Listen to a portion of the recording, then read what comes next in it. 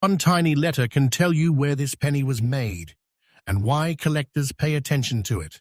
What if a penny sitting in an old jar has been overlooked for decades simply because it looks worn? That's exactly why the 1953 Wheat Penny deserves a closer look. It may not look spectacular at first, especially with those dark spots on the reverse, but old coins can tell a very different story once collectors start examining the details. The year 1953 was a fascinating moment in American history. The Korean War was still shaping the country. Dwight D. Eisenhower had just taken office, and the Korean armistice was signed that summer.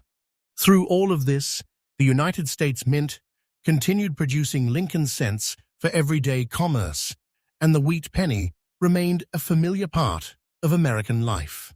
On the obverse, you'll find Abraham Lincoln facing right, surrounded by the inscriptions, "In God We Trust," "Liberty," and 1953. Turn it over, and the reverse displays two wheat ears framing 1 cent and United States of America with E pluribus unum above.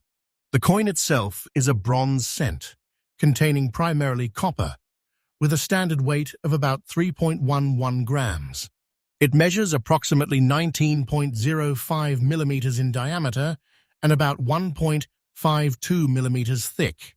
Its edge is plain, and beneath the date is the small D mint mark, identifying this coin as a Denver Mint issue.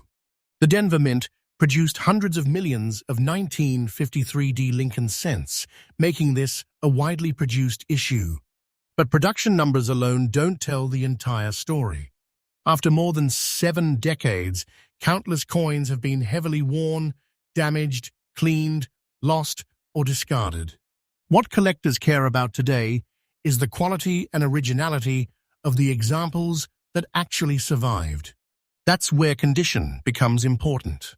This particular example is described as fine, with black spots on the reverse. Those spots are something a collector would inspect carefully because surface condition can influence desirability. Collectors will look at Lincoln's portrait, the date, the D mint mark, lettering, wheat stalks, rims, color, and especially the originality of the surfaces.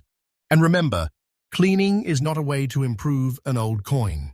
Scrubbing, polishing, or using chemicals can leave permanent damage. Original surfaces matter, and professional grading may be worthwhile if the coin appears promising. Certain specimens have appeared in the auction market, while collectors continue searching for examples with attractive preservation. Now comes the number that makes this 1953 wheat penny worth a much closer look. From an original face value of only 1 cent, it can reach approximately $13,000 in today's collector market.